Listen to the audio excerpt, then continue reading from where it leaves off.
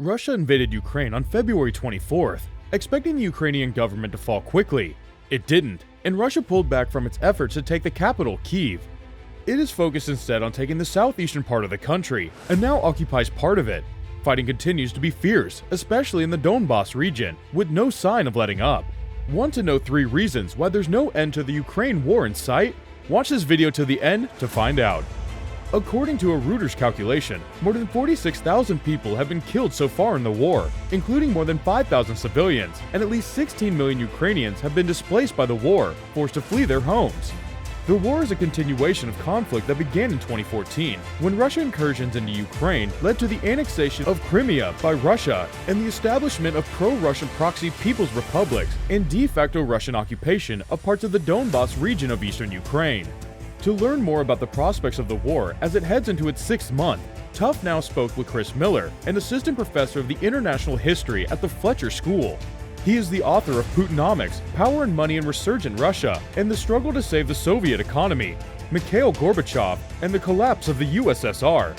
The war transformed from its initial phases to now, and what do those changes augur for the future? Chris Miller: although the Russians clearly thought at the start of the war they would be quick, now both sides have come to terms with the fact that it is going to last far longer, and that it's going to be far bloodier than the Russians initially expected. We could still be months or longer away from a ceasefire. It's hard to see at this point what outcomes are likely. This war of attrition that we're now seeing in the Donbas is less likely to produce a clear victory, and more likely eventually to lead to some sort of muddled compromise, at least from where things stand at the current moment. Russians thought that the Ukrainian military wouldn't be able to stand up to Russia, but it has. The Russians think much of the world clearly underestimated Ukraine's military. No less important is that the Russians and much of the world underestimated Ukraine's willingness to fight and to sustain such substantial losses to defend their territory. And the Russians have been less effective than most analysts, and certainly more than the Kremlin expected. It seems like Russia has the advantage of greater manpower and resources in its ability to outlast Ukraine in the war. Is that the case? That remains to be seen. What we're seeing right now in the battlefield is that both armies are trying to inflict more losses on the other, relative to their own willingness to bear losses. We don't know what Ukraine has in the reserves in terms of forces, or what ability Russia has to mobilize additional forces. Russia has been unwilling to announce a general mobilization because it's fearful of the political consequences. So do we know what future forces Russia will be able to put in the Donbas? We also don't know the future willingness of both the Russian and Ukrainian leadership to bear losses going forward. We know right now that neither side is willing to surrender or offer concessions. This is a war that could grind on for years. No one knows. It's worth remembering that wars don't have expiration dates when they start. There have been lots of wars that have lasted for years, in some cases into decades. The Iran-Iraq War and the Soviet War in Afghanistan each lasted for an entire decade. Whether this is a war of several more months or several more years, or a decade, there's much basis for confident predictions at this point. The characterization is partly true, in the sense that if you are in Russia and you don't want to think about the war, it's easy not to.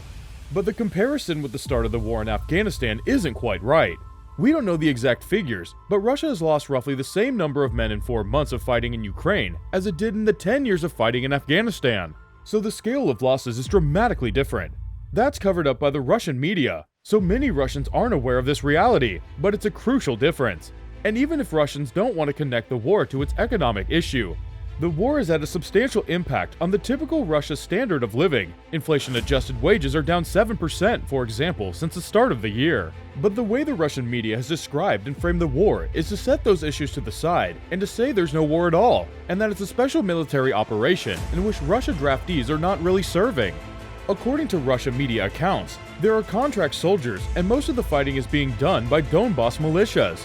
So if you just buy the Russian media narrative, you can kind of pretend that a war isn't happening, because they're telling you that there isn't really a war. Putin's narrowed battlefield. On June 29th, Putin declared that the ultimate aim of the Russian war in Ukraine is the liberation of the Donbas, the defense of its people, and the creation of conditions would guarantee the security of Russia itself. This reflected a rhetorical step back from the goals he proclaimed in the first days of his renewed war: unconditional consideration for Russia's legitimate interests in the sphere of security, including recognition of Russia's sovereignty over Crimea, achieving the objectives of the Ukrainian state's demilitarization and denazification, and ensuring its neutral status. The impression of a narrowed goal also appeared in the Russian military effort in April to achieve a more limited seizure of Ukraine's four eastern and southern provinces: Luhansk, Donetsk, Zaporizhia, and Kherson. This small advance would still give Putin a victory, fulfilling at least one of his initial declared aims, securing the Donbas region. It also would win Russia a strategically useful overland transport route to the Russian-annexed Crimean Peninsula, and would let Russia provide critical water supplies from the mainland to Crimea.